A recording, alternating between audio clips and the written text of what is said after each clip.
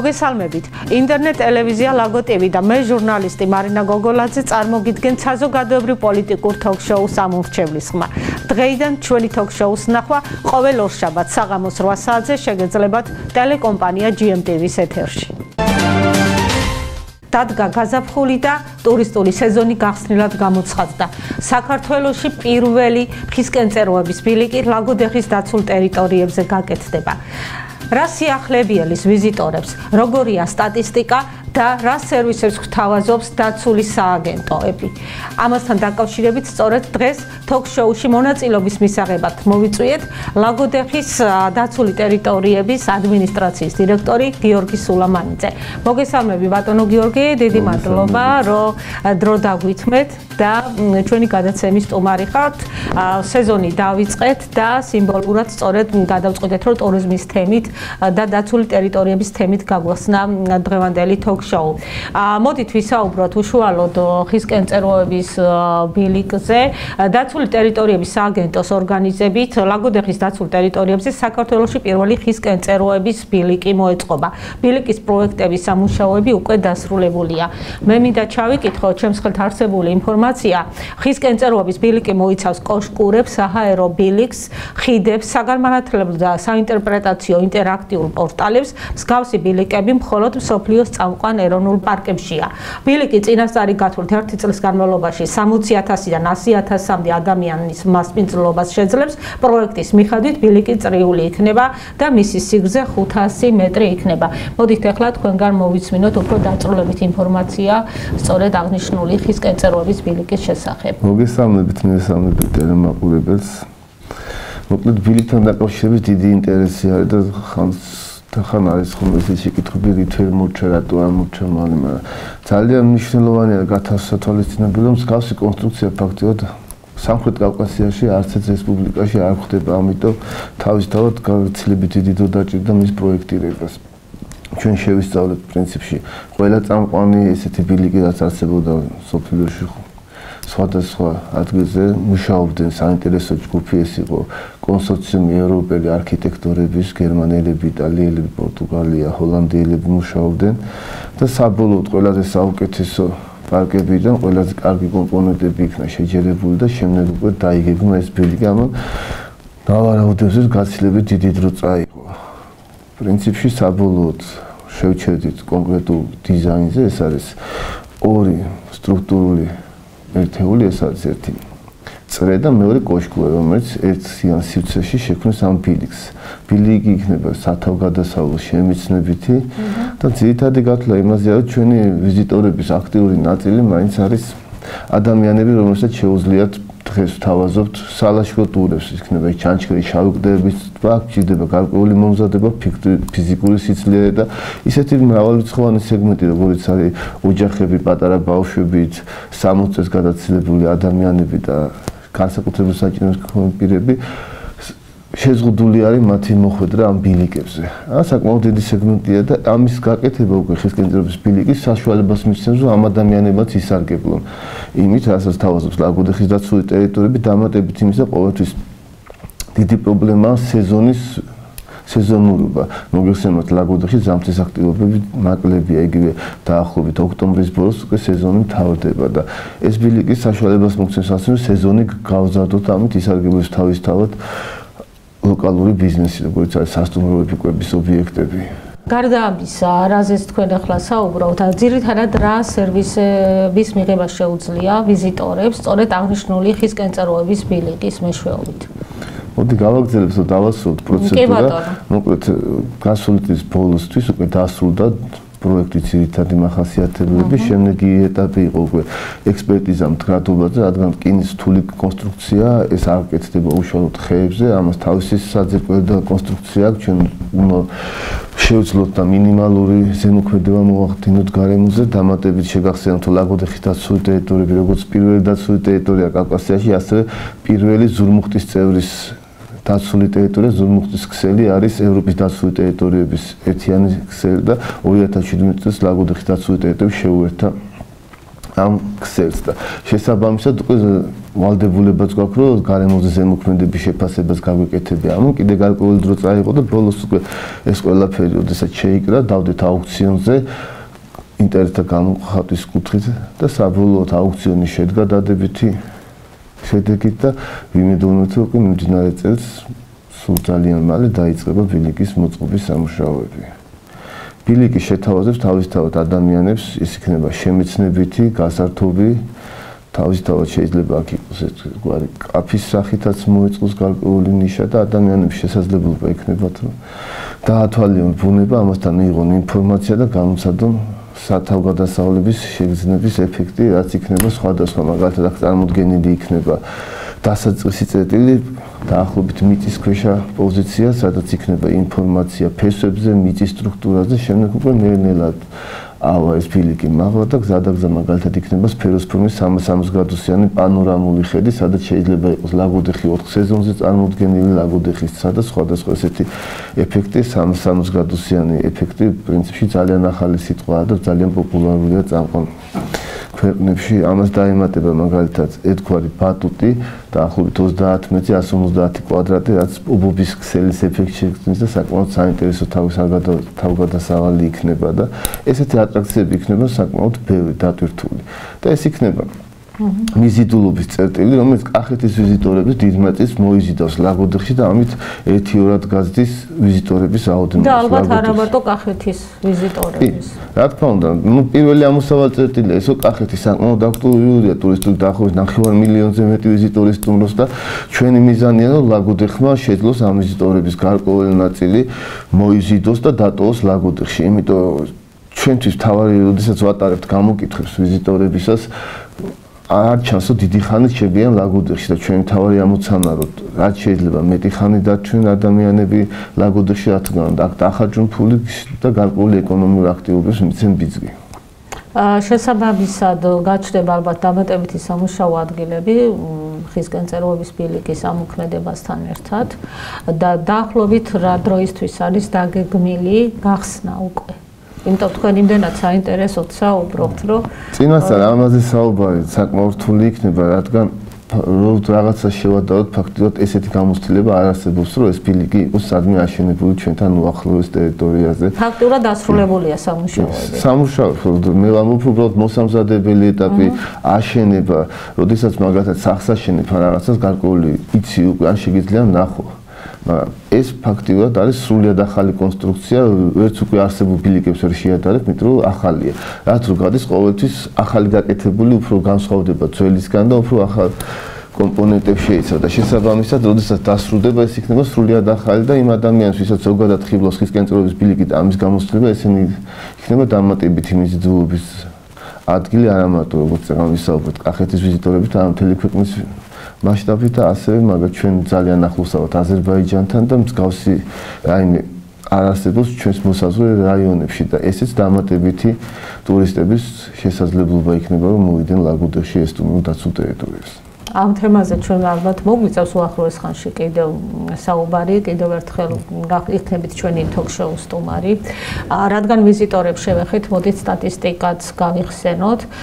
როგორია სტატისტიკა წინა წლებთან შედარებით, მოიმატა ვიზიტორთა რიცხვმა, მოიკლო თუ რა ხდება ამ კუთხით? ამოღებული მაქვს ელვადიანი სტატისტიკა 2008 წლისთვის ჩვენი ტერიტორიების რაღაც 2600 ვიზიტორი სტუმრობდა, როდესაც გასუწევთ დაახლოებით 60000 ვიზიტორი იყო უკვე ჩვენი სტუმარი და პრინციპში ამ წლების განმავლობაში ეს ტენდენცია სულ მზარდია. თავიდან იყო ორნიშნა ციფრით გამოსახული 10%, შარშან დაახლოებით 8% იყო, მაგრამ როდესაც გარკვეულ ეტაპზე აღწევ ძნელია 2%-იანი ნიშნული დაიჭირა, მაგრამ 8%-იც არ არის ნაკლები და ძალიან მნიშვნელოვანია ის, რომ ვიზიტორების დასთან ერთად იზრდება ვიზიტორების წილში უცხოელი ვიზიტორების რაოდენობა. შარშან პირველად მოხდა რომ ჩვენი სულ ყველა ვიზიტორის 25% იყო უცხოელი, როდესაც მანამდე 22-დან 23%-მდე მერყეოდა და ძალიან მნიშვნელოვნად ითვლება რომ უცხოელი ვიზიტორები საკმაოდ დიდი მხარჯველობითი უნარით გამოირჩევიან. შარშან იყო ასევე გამოწვევა, როდესაც მოიხსენებოდა როდესაც რუსეთმა ფრენები აკრძალა, იყო შეშები რომ ლაგოდეხში ეს რამის ხო არ აისახებოდა პრინციპში დაახლოებით მეორე მესამე ადგილზეა ხოლმე რუსი ვიზიტორები ჩვენს ტერიტორიაზე გზაზე 2500 იყო წინა წლების მონაცემების წლის განმავლობაში და შანშან ეს ციფრი მოიმატა უკვე 3200-მდე ავიდა, ასე რომ ჩაკეტვას არ მოყოლია რაიმე უარყოფითი შედეგი და ერთი ძალიან მნიშვნელოვანია, რომ ის ვიზიტორები, ვინც ჩვენს დაცულ ტერიტორიებს სტუმრობენ, მათ უკვე კარგადაა გააზრებული თუ რისთვის მოდიან, რას თავაზობს დაცული ტერიტორიები და ეს არის ერთ-ერთი ჩვენი ნამდვილი საგანძური, ეს არის ხელუხლებელი ველური ბუნება, რაც ამ ადამიანებისთვის მიზიდულობის წყაროა, რადგან ის ადამიანები, ვინც აფასებენ რეკრეაციას, ბუნებაში დასვენების უპირატესობას, მათ ძალიან კარგად იციან, რომ ლაგოდეხი ერთ-ერთი უძველესი და ნამდვილად ხელუხლებელი ბუნებით გამოირჩევა. გარდა ამისა, რა იზიდავთ ვიზიტორებს ლაგოდეხში და ზოგადად ლაგოდეხის დაცულ ტერიტორიებზე? როგორც ჩვენ ვატარებთ პერიოდულად გამოკითხვებს ვიზიტორებს, რომ ვიცოდეთ მათი მოთხოვნილებები, რა უნდა გამოვეთავოთ, რა უნდა შევცვალოთ. ერთ-ერთი პირველ ადგილზე არის ბუნება. ტურიზმის დანიშნულება არის ჰაიკინგი, ლაშქრობა, რეკრეაცია და დამატებით ამას ლანდშაფტური მრავალფეროვნება. მოგეხსენებათ, ლაგოდეხი მოკლე პერიოდში შესაძლებელია ყველა ეს ბიოგეოგრაფიული ზონა ნახოთ საქართველოში არის წარმოდგენილი დაწყებული ტყის სხვადასხვა სარტყლებიდან, სუბალპური, ალპური მდელოებით და სუბნივალური კლდეებიც კი არის ლაგოდეხში წარმოდგენილი. ეს ყველაფერი შეიძლება რაღაც 12 კილომეტრის ბილიკზე მოხდეს.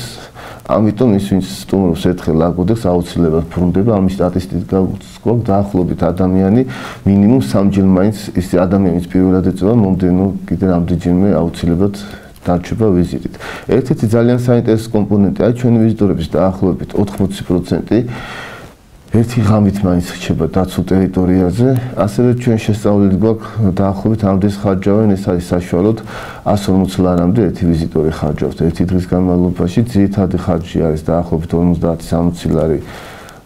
კვება ალბათ, ხო? კვებაც დაახლოებით მაგდენია, ღამის თევა, შემდეგ მოდის ტრანსპორტირება და სხვა უკვე დანარჩენი, მაგრამ ეს არ არის დიდი ციფრი და ვფიქრობ, რომ ამის ერთ-ერთი მიზეზი არის ის, რომ დაცული ტერიტორიების გარეთ არ არის ისეთი ობიექტები, სადაც ადამიანი შეიძლება გაცილებით მეტის ფული დახარჯოს, მაგალითად, როგორც იქნება საჩუქრების, სუვენირების მაღაზია, ან რაიმე ისეთი, სადაც მოხდება ადგილობრივი ხელსაქმე წარმოდგენილი, ან მაგალითად, მურაბები, თუნდაც თაფლი, რაღაცა რო იყოს ისეთი სივრცეები, ალბათ ადამიანები გაცილებით მეტ ახალს დატოვებდნენ ლაგოდეხში. მე ჩვენს მაყურებელს მინდა შევახსენო, რომ თოქ-შოუს სტუმარი გახლავთ ლაგოდეხის დაცული ტერიტორიების ადმინისტრაციის დირექტორი გიორგი სულამანიძე. ბატონო გიორგი, დღესდღეობით საკმაოდ გავრცელებულია კორონავირუსი, რომელმაც შეიძლება ითქვას, რომ ყველა პოლიტიკური თემა გადაფარა. ცხადია ისიც, რომ ზოგადად კორონავირუსი თავდაპირველად ცხოველებიდან წარმოიშვა, ცხოველებში გაჩნდა. ამ მხრივ როგორ არის საქმე, თუ შეგიძლიათ რომ ისაუბროთ ამ თემაზე, ცხადია თქვენ და ხომ არ შეუშლის ეს ხელს გარკვეულწილად ვიზიტორთა რიცხვის შემცირებას? ზოგადად ტურიზმი იმდენად დამოკიდებულია გარკვეულ რისკ ფაქტორებზე, მაგალითად ომი ერთ-ერთი რისკ ფაქტორია და ასევე ეს ეპიდემიები მოგეხსენებათ 2008 წელს საკმაოდ შემცირდა ვიზიტორების რაოდენობა, კვლავ გაგრძელდა. ამ რისკებისგან არავინ არ არის დაცული, კორონავირუსსაც შეეხება მომდენო ერთი თვე იქნება ალბათ ის გამტარდეხი ეტაპი, როდესაც გაიგოვა როგორ წავა ზოგადად ეპიდემია. სავარაუდოდ დათბობასთან ერთად წესით უნდა დასტაბილურდეს და შემცირდეს ვირუსის გავრცელების სიჩქარე და შესაბამისად შეიცვლება სიტუაცია, მაგრამ თავისთავად აისახება ზოგადად ტურიზმზე, რადგან ის შიშები ადამიანებს მაინც დარჩებათ, მაგრამ სავარაუდოდ არ უნდა იყოს ისეთი მასშტაბების, როგორც პირველად პროგნოზით არის, დამატებით მინდა აღვნიშნოს სწორედ ის სტატისტიკა. დაახლოებით 75% ჩვენი ვიზიტორების არის ადგილობრივი, ანუ საქართველოში მაცხოვრებელი ადამიანები და შესაბამისად თუ მაგალითად საერთო ჯამში შემცირდება უცხოელი ვიზიტორების რაოდენობა, იგივე საქართველოდან გასული ვიზიტორების რაოდენობა, ეს ადამიანის მოთხოვნილებაა ზოგადად რეკრეაცია ჯანსაღარემოში პირიქით უკეთესიც კი არის ველურ ბუნებაში რეკრეაციული აქტივობა, რადგან ეს აუნჯობესებს იმუნიტეტს და თავისთავად სავარაუდოდ ეს მაინც დარჩება.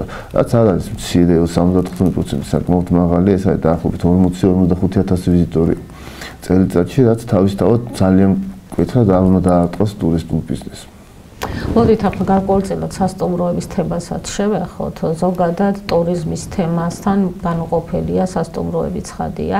რა მდგომარეობა ამ მხრივ ლაგოდეხის მუნიციპალიტეტში დღეს თქვენ ხართ მხოლოდ თოქ-შოუ სტუმარი და ცხადია ყველა თემაზე ამ კუთხით თქვენ მოგიწევთ საუბარი. რა ინფრასტრუქტურა ხდებათ ვიზიტორებს ლაგოდეხში შემოსვლისას ზოგადად ლაგოდეხში და მოდი სანამ უშუალოდ კითხვაზე გიპასუხებთ ცოტა შემოვლი და ვიტყვი რომ ზოგადად დაცული ტერიტორიების მთავარი ფუნქცია არის ბიომრავალფეროვნების კონსერვაცია. ეკოტურიზმი არის ის ინსტრუმენტი, რაც გვეხმარება ჩვენი მთავარი მიზნის მისაღწევად და ამას აქტიურად დაახლოებით 2007 წლიდან უკვე აქტიურად ვიყენებთ ეკოტურიზმის განვითარებას, რადგან ადამიანებს მიეცეთ საშუალება რომ მიიღონ გარკვეული სარგებლები ბუნებიდან, იმიტომ რომ საბჭოთა კავშირის დროინდელი მიდგომა რომ აკრძალო არ მუშაობს.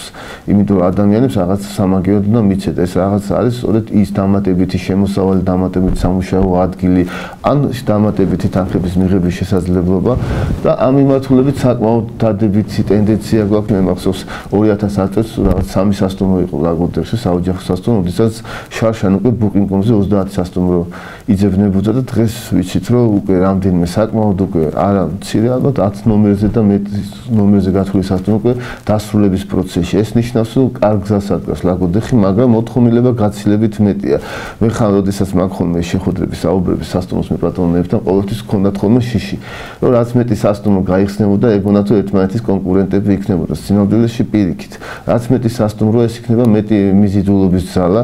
თან ეს სასტუმროები თავისი კონცეფციით ფასდა ოტირებით და ასე შემდეგ სხვადასხვა სეგმენტია გათვლილი და ამიტომ ძალიან მნიშვნელოვანია რომ ფართოდ იყოს წარმოდგენილი თუნდაც უბრალო ჰოსტელის ტიპის სასტუმრო, სადაც შეიძლება 10-15 ლარად გაათინო ღამე და საკმაოდ უფრო ძვირადღირებული სასტუმრები, რაზეც მოთხოვნილებაა და მაგალითად ხიზაში შექმნილი პატარა კომპლექსი გვაჩვენებს რომ ადამიანები თავისუფლად ხადაღაჯავენ თუნდაც ერთი ღამის თევაში $150 ექვივალენტს, რადგან ეს მათთვის მისაღებია, მთავარია რას შევთავაზებთ. მეორე კიდევ ვფიქრობ რომ ძალიან მნიშვნელოვანია სასტუმროება რაღაცა სახით მოახერხონ მეპატრონეებმა გაერთიანონ ძალები, თუნდაც შექმნან რაიმე ორგანიზაციას. რათა გარკვეული გამოცდილება, საუკეთესო პრაქტიკა გაიზიარონ, შეძლონ თვითონაც ჩაერთონ, რადგან გახდნენ მოთამაშეები. იმიტომ რომ მარტო დაცულ ტერიტორიას არ შეუძლია რომ ყველაფერს უზრუნველყო. ჩვენ მოგცეულთ ჩვენს ჩარჩოებში. ძალიან მნიშვნელოვანია მათი მხარდაჭერა.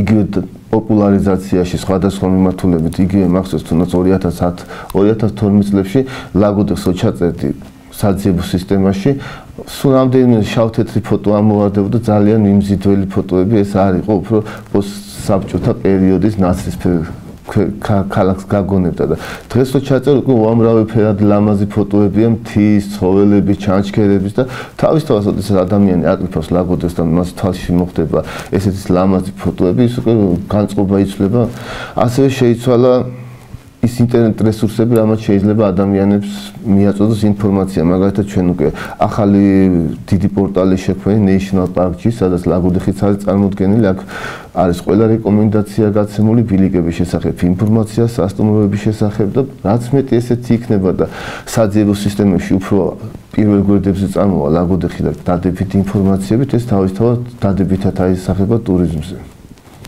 რა უნდა გაკეთდეს ამისთვის, ბატონო გიორგი? უცხადია ახლა ვისაუბრეთ, მაგრამ ისიც ფაქტია, რომ თუნდაც კერძო სასტუმროების მეპატრონეები მაინც და მაინც არ არიან მონდომებული, რომ მსგავსი სიახლე შექმნან, რაც კიდევ ერთხელ ხელს შეუწყობს ტურიზმის განვითარებას და ვიზიტორთა მოზიდვას. ყველაზე საინტერესოა, როდესაც ახალს ავითარებს და ჩვენ ამ პოზიციაში ვართ ლაგოდეხში. როდესაც უკვე რაღაცა ეტაპზე განვითარებული გაქვს რაიმე მიმართულება, უკვე ახალი შემოტანა რთულია. როდესაც ნულიდან იწყებ ამ სულ სიახლე, ამიტომ ძალიან ადვილია და ლაგოდეხი ამის ერთ-ერთი ფაქტორია, რომ ყოველ წელს ბევრი რაღაცა იცვლება, მაგრამ სამუშაო ბევრია. მაგალითად, დაცული ტერიტორია არის მიზიდულობის წერტილი, რომელიც მაგალითად 60,000 ვიზიტორს იზიდავს.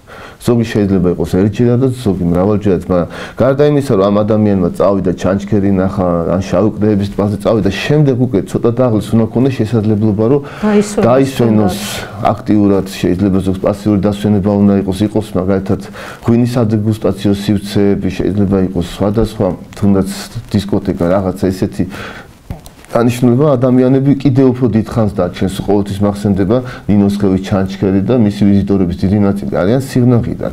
ანუ ჩამოვის სიღნაღი არის ერთგვარი მიზიდულობის ძალა, რომელიც ძალიან პოპულარულია, ბევრი ვიზიტორი აკითხავს, მაგრამ დიდი დრო აჭირდება სიღნაღის დათვალიერებას და უკვე ფიქრობენ შემდეგ რა გააკეთონ. სასტუმროების ქსელი არის, ფასები მისაღები, ანუ თვითონ სასტუმროებმა მოიფიქრენ, თავაზობენ ტაქსს, რომელიც მიიყვანს ნინოსხევის ჩანჩქერის დასაწყისამდე, ეს ადამიანები წავლენ ახალ ჩანჩქერს დაბრუნდებიან და კლავმიდიან სიღნაღში, იმიტომ თუნდაც იმ სოფელ გურგენიაში, რომელიც არის ულამაზესი სოფელი, აქამდე არ იყო არც ერთი, ასე ვთქვათ, ღამისათევი სასტუმროების ობიექტი. აქაც ახლა ბოლო წლებით უკვე საკმაოდ დიდი აქტივობა არის, როგორც გითხარით, ხიზაში შეიქმნა ეს დუენდეს პატარა კომპლექსი, ასე გაკეთდა მარანი, რაღაცა ახალ სასტუმროებს ფიქრობენ გააკეთონ და საერთოდ ჯამში ეს ყველაფერი უკვე მომდევნო წლებში საკმაოდ კარგ შედეგს მიიღებს, იმიტომ რომ ყველაზე კარგი რეკლამა პირადი რეკომენდაცია, როდესაც ჩამოხვალ მოგეწონება, უკვე შენს მეგობრებს, შენს გარშემოწმეს თავაზობ ამ კუთხით. ლაგოდეხის ერთ-ერთი ყველაზე ძლიერი ხარი არის, ახლა მულტიკულტურული და მულტიეთნიკური არის ლაგოდეხის შემადგენლობა, საკვებისაშიც აისახეს ყველაფერი და ძალიან გემრიელი და საინტერესო საკვებია. ამის პოპულარიზაცია ნაკლებად ხდება. ერთ-ერთი რაც წინა კვლევებით ირკვეოდა, ასევე იყო დიდი ნაკლებობა ღვინის დეგუსტაციის ადგილების, რაც ბოლო 2 წელიწადში ასე ვთქვათ შეიცვალა, გაჩნდა რამდენიმე, 3 როგორც მახსოვს, მცირე საოჯახო სასტუმრო შექმნა და ეხლა უკვე საკმაოდ მოზრდილი ესეთი ცენტრი შეიქმნება, წელს უკვე გაიხსნება მაგალითად შატო ყირამალა, რომელიც ასევე ძალიან გჭირდებოდა ამ მიმართულებით და ერთმანეთს სავარაუდოდ გურგენიაშიც გაიხსნება ერთი ესეთი მარანი და ეს უკვე ახალ ნიშას დაიკავებს ლაგოდეხს, იმიტომ რომ ფიქრობ ლაგოდეხისთვის ღვინის ინდუსტრია ერთ-ერთი გამოწვევა სამწუხაროდ, ასე ვთქვათ, კახეთის სხვა რეგიონებისგან განსხვავებით ლაგოდეხი არ იყო ცნობილი სინამდვილეში. ძველი ისტორიული ფესვებიდან ლაგოდეხში კარგი ყურძენის მოდიოდა, კარგი ღვინოც იყო და განსაკუთრებული წესიც კი იყო ღვინის დაყენების და ამიტომ ამ მიმართულებით ბევრია სამუშაო და დიდი პოტენციალი გააჩნია ლაგოდეხს. დამატებით ვიტყოდი იგივე, რაც მაგალითად დაცულ ტერიტორიაზე შეიძლება თევზაობა შეზღუდული, აკრძალულია, მაგრამ ლაგოდეხი მოგეხსენებათ, წყლით მდიდარი ტერიტორია, ჯამუდის მთავარი მდინარე ალაზანი, ბევრი ტბები არის და ამ მიმართულებით დიდი მოთხოვნაა თევზაობასთან დაკავშირებით. შესაბამისად ამ ცვირე ტბორებამ და ტბებმა ალბათ უნდა გააკეთონ მინიმალური ინფრასტრუქტურა, ესეთ ვიზიტორებს შესაძლებლობა ჰქონდეთ მივიდნენ ესტუმრონ, გარკვეული დრო დახარჯონ და შესაბამისი ანაზღაურებაც დატოვონ. სამწუხაროდ მსგავსი სერვისებს აღთავაზობს, ხო? ხო, ესეთი კლასიკური არა, თუ იმის შეაწუხებთ, ხო, მე ვფიქრობ, რომ კარგი იქნება ბიზნეს რელსებზე გადავიდეს. იგივე შეიძლება ითქვას საცხენოსნო ტურებზე ბევრი წელია თვითონ ჩვენი რესურსი, ჩვენი ძალებით ვცდილობთ, რომ საცხენოსნო ტურიზმის მიმართულებით ლაგოდეხი იყოს ერთ-ერთი ფლაგმანი, ამიტომ ბევრ ენერგიას ვდებთ დაცულ ტერიტორიას გააჩნია თავის ცხენები და უკვე პოპულარული გახადა ლაგოდეხის საცხენოსნო ტური, მაგრამ ჩემი გადმოსახედიდან მხოლოდ დაცულ ტერიტორიაზე საცხენოსნო ტურიზმი არ არის საკმარისი, ლაგოდეხს გააჩნია საკმაოდ ბევრი ადგილი, სადაც შეიძლება ამ მიმართულებით განავითაროთ. ამიტომ უფრო აქტიურად უნდა ჩაერთოს მოსახლეობა, კერძო ბიზნესი, თუნდაც ის ალაზნის ველის მონაკვეთი, რომელსაც ლაგოდეხი უჭირავს, ულამაზესი ხედები აქვს, თუნდაც ზამთარში ძალიან მარტივად შეიძლება საინტერესო საცხენოსნო ტურების ორგანიზება. მით უმეტეს ცხენებს დღეს აქტიურად იყენებენ კვლავ ლაგოდეხში და ცხენის საძებნი არ არის, შეიძლება რომ ძალიან მარტივად, უბრალოდ თავარია მართვა და მენეჯმენტი იყოს შედარებით უკეთესი, რადგან დღეს გამართირდა სოციალური ქსელებით და სხვადასხვა საშუალებებით შესაბამის სეგმენტთან ურთიერთობა. უბრალოდ ამ მიმართულებით ჭირდება ცოტა უფრო მეტი სწავლა, როგორ მოახდინონ პროდუქტის შექმნა, როგორ შეფუდონ და როგორ გაყიდონ. ბატონო გიორგი, რამდენად არის მოქალაქეების უსაფრთხოება დაცული? ანუ ვიზიტორები ცხადია, ბევრი ყავს ლაგოდეხის მუნიციპალიტეტში დაცულ ტერიტორიებზე, მაგრამ აი უსაფრთხოებასთან დაკავშირებით რა მდგომარეობა არის? მოგახსენეთ, ზოგადად დაცულ ტერიტორიებზე მოგზაურობა ეს არის ეკოტურიზმი. ეკოტურიზმს გულისხმობს ბუნებაში პასუხისმგებლიან მოგზაურობას, პასუხისმგებლობა რა თქმა უნდა ადამიანების მიმართ და ბუნების მიმართ. ანუ იქ უნდა დავიცვას ის წესები, რაც მოქმედებს ყველა ბილიკით დასაწყისში, განთავსებულია შესაბამითი დაფა, რომელზეც აღნიშნულია დაშვებული და აკრძალული ქმედებები, რეკომენდაციები, ბილიკებზე გვაქვს მარკირება, დასაწყისში არის სპეციალური მიმართულების მანიშნებები, ისრები, რომელიც ბოლოში დატანილი შეფერილობა ლურჯი წითელი აღნიშნავს ბილიკის სირთულეს. ასევე ჩვენ გვაქვს საინფორმაციო ცენტრი, სადაც ადამიანს შეუძლია მიიღოს შესაბამისი ინფორმაცია. უბრალოდ ადამიანები უბედური შემთხვევებიდან დაზღვეული არც ურბანულ სივრცეში არიან, მით უმეტეს, როდესაც ეს ბუნებაში მოგზაურობას ეხება. ამიტომ ძალიან მნიშვნელოვანია იყოს ყურადღებით სამწუხაროდ შარშან დამფიქსირდა ამდენიმე შემთხვევა, როდესაც უბედური შემთხვევა ადამიანების დაღუპვით დასრულდა. ეს ჩვენთვის ძალიან სამწუხაროა. ყოველთვის ვცდილობთ, რომ ეს ყველაფერი გავაუმჯობესოთ, რადგან ესეთი შეცდომები იქნება თუ შემთხვევები ნაკლებად მოხდეს და ადამიანისთვის ყველაზე მნიშვნელოვანია. უბრალოდ ყველაზე მთავარია, როდესაც ადამიანი გადაწყვეტს დაცულ ტერიტორიაზე მოგზაურობას, გაითვალისწინოს ყველა ის რეკომენდაცია. სიტყვაზე არ მიუახლოვდეს, კლდეს 1 მეტრაზე ახლოს, არ იბანაოს იქ, სადაც ამის აკრძალულია და წერია, ნიშანია განთავსებული, რა თქმა უნდა, უნდა გამოიკიდო გარეულ ცხოველს, არ უნდა სადუბელი აიყვანო თუ ეს სხვა ხრივის რომ შეიძლება ველურ ბუნებაში მოგზაურნდა ცხოველების თავდასხმა მოხდეს რაღაცა, ეს მინიმალურად არის შესაძლებელი, რადგან ჩვენი ბილიკები ისე არის დაგეგმილი და ისე არის განვითარებული, ნაკლებად ემთხვევა გარეული ცხოველის ბილიკებს და გარეული ცხოველები ერიდება, რა თქმა უნდა, ადამიანს ამ კუთხით. ამიტომ მნიშვნელოვანია ყველა ის რეკომენდაცია გაითვალისწინო, რასაც მოგცემენ საინფორმაციო ცენტრში ან უბრალოდ ჩვენს სამკვლევებში და შემდეგ გადაწყვიტო მოგზაურობა. მოდით ისე დაცული ტერიტორიებს დავუბრუნდეთ, კონკრეტულად ფლორას და ფაუნას. რა სიტყვით ამასთან დაკავშირებით? კი, ეს არის ჩვენი თავარი საგამძღი, რაც ლაგოდეხს გააჩნია, მისი დაცული ტერიტორია, რომელიც წარმოდგენილია ხელუხლებელი ტყეებით. ეს ხელუხლებელი ტყეები უზრუნველყოფს სწორედ იმ დიდამბრიო მრავალფეროვნებას, რაც უკვე მაგალითად მცენარეების 1200 სახეობაზე მეტი არის წარმოდგენილი, ცხოველები 130 სახეობაზე მეტია და ეს საკმაოდ მაღალი რიცხვი არის. როდესაც ერთ პატარა ტერიტორიაზე შეიძლება ამდენი საინტერესო რაღაცა ნახო. ამას თავისთავად ყველას აქვს თავის სეზონურობა, ეს უკვე შემდეგი მიმართულება, მაგალითად პოპულარულია ენდემური სახეობები, რომელიც ხოლმე ლაგოდეხში შეიძლება ნახო და არა სხვაგან. ამის შესაძლებლად კონკრეტულად მაგალითად შეიძლება ლაგოდეხის იორდასალამი, ლოკოსევიჩის იორდასალამი, იულიას ფურისულა, რომელიც საქართველოში მხოლოდ ლაგოდეხში გვხვდება. მათ აქვს თავის სპეციფიური ყვავილობის პერიოდი და ბევრი ადამიანისთვის და კოლექციონერის საინტერესოა, რომ ამ პერიოდში ნახოს, გადაიღოს მათი ფოტო, სურათი და ეს იყოს დამატებითი ტურისტული აქტივობა. იგივე შეიძლება თქვა ხელუხლებელ დღეებზე, რადგან ცივილიზაციის განვითარებასთან ერთად ადამიანი შეიჭრა თითქმის ყველა გარემოში და ამიტომ ხელუხლებელი ტერიტორიების რაოდენობა სულ უფრო მცირდება და მოიხსენებათ ის ძვირფასის რადებს ფას, რაც უფრო ნაკლებია მაგალითად. ამიტომ არის ბრილიანტი საკმაოდ ძვირფასი, რომ მისი რაოდენობა მცირე არის და კიდევ უფრო მცირდება და მისი ფასი უფრო იწევს და ასევე არის ჩვენი ბუნება ესეთი ტერიტორიები მით უმეტეს ზომიერ სარტყელში სულ უფრო მცირე რჩება და ამიტომ განსაკუთრებული ფასეულობა მისი იზრდება. ეს ასევე გამოიხატება მაგალითად მოსახლეობის კეთილდღეობაში. შეგვიძლია ავიღოთ მიწის ფასი, რომელიც მაგალითად რაღაც 10 წლის უკან შეიძლება ყოფილიყო $3-დან $5-მდე კვადრატული მიწის ფასი. დღეს უკვე საშუალო ფასი $25-30 აცდა და მაგალითად კონკრეტულ შემთხვევაში $100 და მეცაც კი შეადგენს. ანუ ადამიანის ქონება გაუძლია და მაგ საშუალება ან ამ ადგილზე ააშენოს რაღაცა და თვითონ მოიხმაროთ ეს შესაძლებლობას, ან თუ ამის საშუალება რა გააკიდოს ეს ტერიტორია, მიიღოს გარკვეული დამატებითი შემოსავალი და თვითონ სხვა ბიზნესი დაიწყოს. იგივე სკვების ობიექტების სასტუმროების მატებამ გამოიწვია ის, რომ დაახლოებით 500-დან 700 ადამიანია ტურიზმის ინდუსტრიაში დასაქმებული ლაგოდეხში.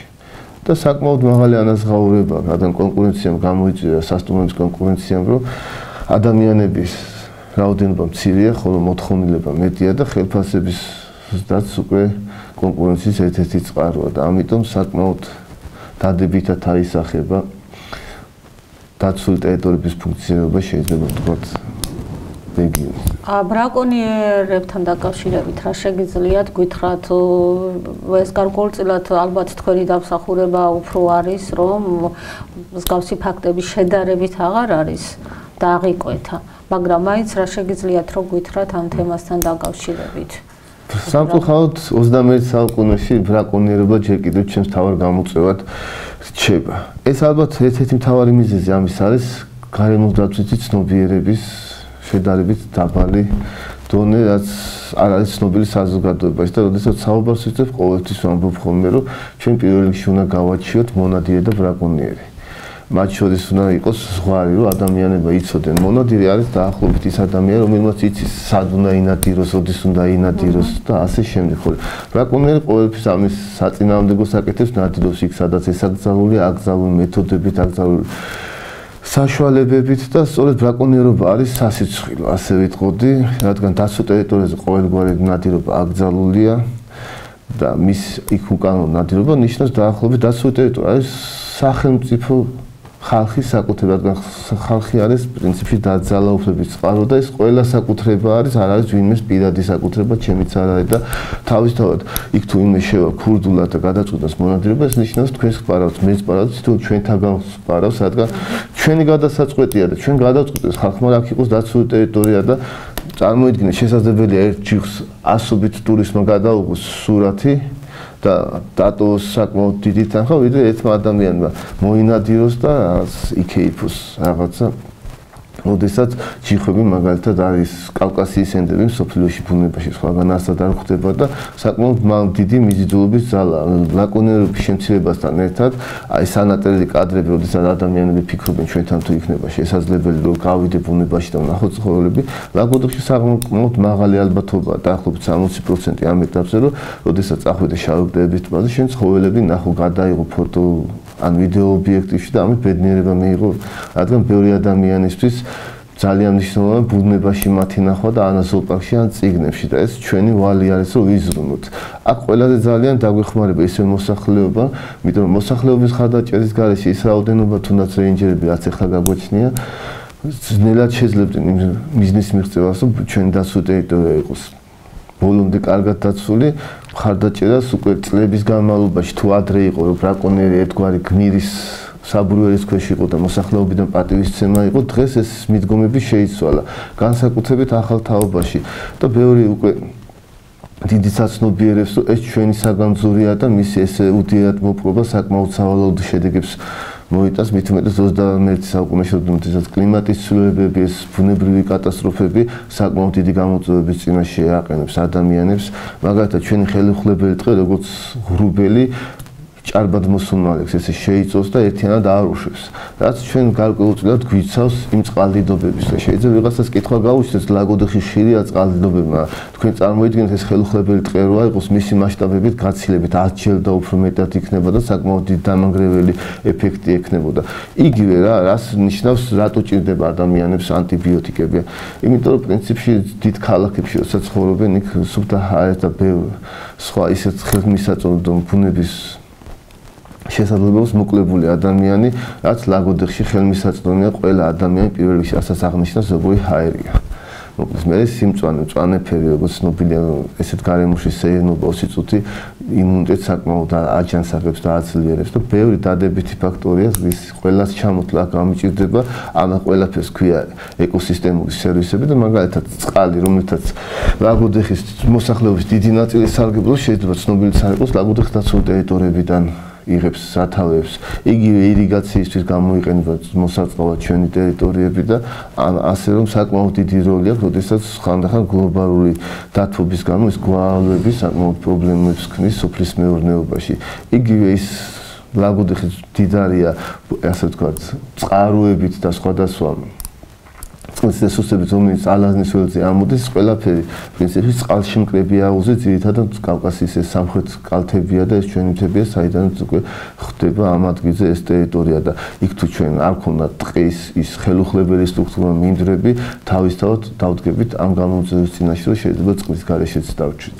ბატონო გიორგი, ხის ჭრის სეზონი ფაქტიურად დასრულდა, მაგრამ მაინც მინდა ვკითხოთ, უკანონო ხის ჭრის ფაქტები თუ იყო მსგავსი შემთხვევა თუ გამოავლინა. პრინციპში შეიძლება ვთქვა, რომ ლაგოდეხის ერთ-ერთი მთავარი ძლიერი მხარეა, შეიძლება ვთქვა სხვა დაცულ ტერიტორიებთან მიმართ ის, რომ საკმაოდ ძველი დაცული ტერიტორია და მოსახლეობის ხარდაჭერა ძალიან მაღალია ამ მიმართულებით, აცნობიერებენ დაცული ტერიტორია ეს მათი სახლია, მათი საკუთრებაა და უკანონმდებლობის პრინციპში ლაგოდეხის დაცული ტერიტორიაზე ძალიან მინიმუმია შეიძლება ჩავთვალოთ, რომ ეს შეიძლება ერთადერთი რაც ახლა ამ ეტაპზე გვაქვს ეს არის კანონიერად მერქნული რესურსების გაცემა და ვდგავართ ესეთი დილემის წინაშე თუ გვინდა გამოვითაროთ ტურიზმი ერთგვარად შეიძლება ვთქვა რომ უნდა შევისწავლოთ ეს ხე-ტყის გაცემა რამდენად აისახება ტყეზე მის სტრუქტურაზე მის ლანდშაფტურ ხირებულებაზე და მე გავაკეთოთ ანალიზი გავაგრძელოთ ეს არსებული პრაქტიკა თუ გარკვეული რაღაც ცვლილებები შევიტანოთ მით უმეტეს თუ გავითვალისწინებთ რომ თითქმის ლაგოდეხი 100%-მდე უკვე გაზიფიცირებულია ჩვენი მიმდებარე მოსახლეობა გასათვალისწინებელია რომ ბუნებრივი აირის ფასი არ არის მისაღები მაგრამ ვფიქრობ რომ რაც უფრო განვითარდება ეს ტურიზმის სექტორი და ადამიანებს დამატებითი შესაძლებლობა გაუჩნდებათ პრინციპში შესაძლებელია რომ ეტაპობრივად შევამციროთ რაც ეხლაც მინდის დამატებით ისევ სატყეო სააგენტო არის მეორე ორგანიზაცია რომელიც ფლობს ტყეებს და რომელიც მიდის უკვე ახალი მიმართულებით ეს არის საქმიანი ეზოების წარმომართვა სადაც პრინციპში კაბალშის ხეობაში არის ერთ-ერთი საქმიანი ეზო ეხლა ნელ-ნელა ეწყობა რას ითვალისწინებს საქმიანი ეზო იქნება თვითონ სატყეო სააგენტო მოახდენს მერქნული რესურსების დამზადებას და მიიტანს საქმიანი ეზოში, სადაც უკვე უბრალო ადამიანს შეიძლება მივიდეს და იყიდოს მისთვის ასურველი მერქანი. დაახლოებით ისეთი როგორც სუპერმარკეტში მივიდივარ და ავიჩვენთ რომელი პური გვინდა. ესეც სიახლეა. კი, ეს იქნება, აქეთ მიდის ახალი ტყის კოდექსი, ახლა პარლამენტშია შესული, ორი განხილვა გაიარა და სწორედ ესეთი მიმართულება, რადგან პრინციპში მთელი სოფლიო თანხდება და აღიარებს, რომ ტყის რესურსები ადამიანის კეთილდღეობისთვის, მისი ჯანმრთელობისთვის პირველი საწინდარია. და მონეტარულად მარტო არ უნდა უყუროთ როგორც მერქნის ღირებულება, რადგან მისი ღირებულება გაცილებით მეტია ვიდრე მხოლოდ უბრალოდ მერქანი. ბატონო გიორგი, გარდა იმისა, რაზეც დღეს ჩვენს თოქ-შოუში ისაუბრეთ, დამატებით რა სერვისებს თავაზობთ როგორც ადგილობრივ მოსახლეობას, ასევე ვიზიტორებს. უახლოეს ხანში თუ გაქვთ რაიმე სიახლე დაგეგმილი, შეგიძლიათ ლაგოტივის საშუალებით მიაწოდოთ ინფორმაცია ფართო საზოგადოებას. ჩვენი საქმიანობა ძალიან მრავალმხრივი და ფაქტიურად ამოუწურავია შეგვიძლია დიდხანს ვისაუბროთ, მაგალითად ერთ-ერთი ეკოსისტემური სერვისი ეს არის საძოვრებით სარგებლობა. დაახლოებით 2000 ჰექტარი ტერიტორია ალპური საძოვრები, სადაც ტრადიციულად ხდებოდა ძოვება, ეს არის დაახლოებით კაბლის ხეობის ალპური და სუბალპური მდელოები, გაცემულია იჯარით.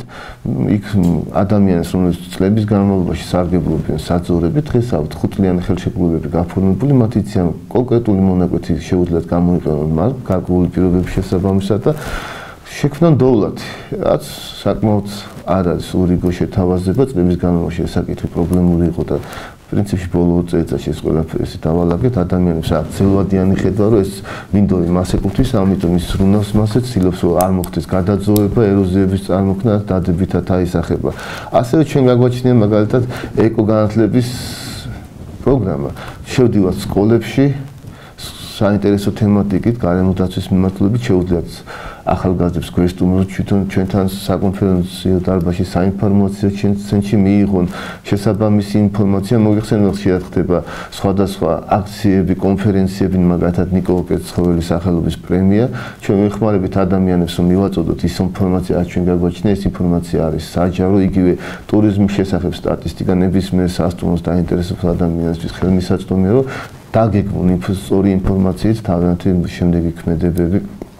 რაც შეეხება ეკოტურიზმს, ამ მიმართულებით რო წავიდეთ, პრინციპში ესე მარტივად არ არჩანს, რომ ბილიკი მოვაწყო, ბილიკი გააკეთო, საჭიროებების კვლევა არის აუცილებელი, წელს რაც შეთანხმებულია დაახლოებით 80 კილომეტр ბილიკზე, არსებული ბილიკი არის 56 კილომეტრი. მოკლედ საუკეთესო სპეციალისტი, ვინც კი არსებობს საქართველოში, არის ესეთი ადამიანი ჯონი კაპანაძე, რომელიც არის ბილიკების ექსპერტი, ჩამოვა გაევლის ყველა ბილიკს, გააკეთებს რეკომენდაციებს, შეფასებებს, თუ რა საჭიროებებია, სად უნდა იყოს მაგალითად ხიდი, სად უნდა იყოს მოვაჯირი, ან დახილობა უნდა იყოს, ამდენი იშანი ჭირდება და შემდეგ უკვე მისი რეკომენდაციებს და ჩვენ დავგეგმოთ ჩვენს ბიუჯეტს და გავაკეთებთ იმ რეკომენდაციების გათვალისწინებას. პრინციპში ხისკენწერობის ბილიკი იყო ყველაზე დიდი თემა, რასაც შეჭიდებული ვიყავით, ეხლა უკვე შეგვიძლია გადავინაცვლოთ, ალბათ ერთ-ერთი გამოწვევა ნინოსხევის ჩანჩქერის ბილიკის მოწყობა, რადგან წყალდობებმა ძალიან დაგვაზიანა ამ ბილიკზე და გვინდა რაღაც უსაფრთხო და ალტერნატიული ბილიკი მოვაწყოთ ისე, რომ პრინციპში უსაფრთხოება იყოს პირველ ეტაპზე, შემდეგი იქნება როჭოს ჩანჩქერის ბილიკი. რაც შეეხება მაჭისციხის ბილიკს, ის ერთ-ერთი ყველაზე უსაფრთხო და მარტივი ბილიკია. უკვე ზამთარშიც ვიმუშავეთ, რამდენიმე ხიდი მოვაწყოთ ჩვენს პარტნიორებთან ერთად, მარკირება განახლებულია და ეხლა ვფიქრობთ, რომ უშუალოდ ქალაქი ლაგოდეხი დავაკავშიროთ მაჭისციხეს საფეხმავლო ბილიკით, მოვუნიშნოთ ამ ეტაპზე მხოლოდ მოკვლევითი სამუშაოები მიდის, რომ ადამიანს თუ მოვიდა ლაგოდეხში და უნდა ტრანსპორტით მოხდეს მონაკვეთში, შესაძლებლობა ჰქონდეს, რომ ფეხით გაიაროს ეს მონაკვეთი და დამატებით დრო გაატაროს ჩვენთან. საკმაოდ საინტერესო ინფორმაციები მოგვაწოდეთ. ამით საზოგადოებრივი პოლიტიკური თოქ-შოუ ამომრჩევლის ხმა დასრულდა. დღევანდელი გადაცემის სტუმარი იყო ლაგოდეხის დაცული ტერიტორიების ადმინისტრაციის დირექტორი გიორგი სულამანიძე. დიდი მადლობა კიდევ ერთხელ ბატონო გიორგი, რომ დაგვითმეთ, დაგვირეკეთ ჩვენ მოვალთ იქ, სადაც ამის საჭიროება, მოგწერეთ ჩვენს თქვენ ხმას ყველას გავაგონებთ. გვადევნეთ თვალი ინტერნეტ სივრცეში, ლაგოდეხის Facebook გვერდზე, YouTube-ის და მაინ ვიდეოს არხებზე, ყოველ ორშაბათს კი ჩვენი თოქ-შოუს ნახვა საღამოს 8 საათზე შეგეძლებათ ტელეკომპანია GMTV-ის ეთერში. ეს არის საზოგადოებრივი პოლიტიკური თოქ-შოუ ამომრჩევლის ხმა. მე მარინა გოგოლაძე ვარ. მომავალ შეხვედრამდე გემშვიდობებით.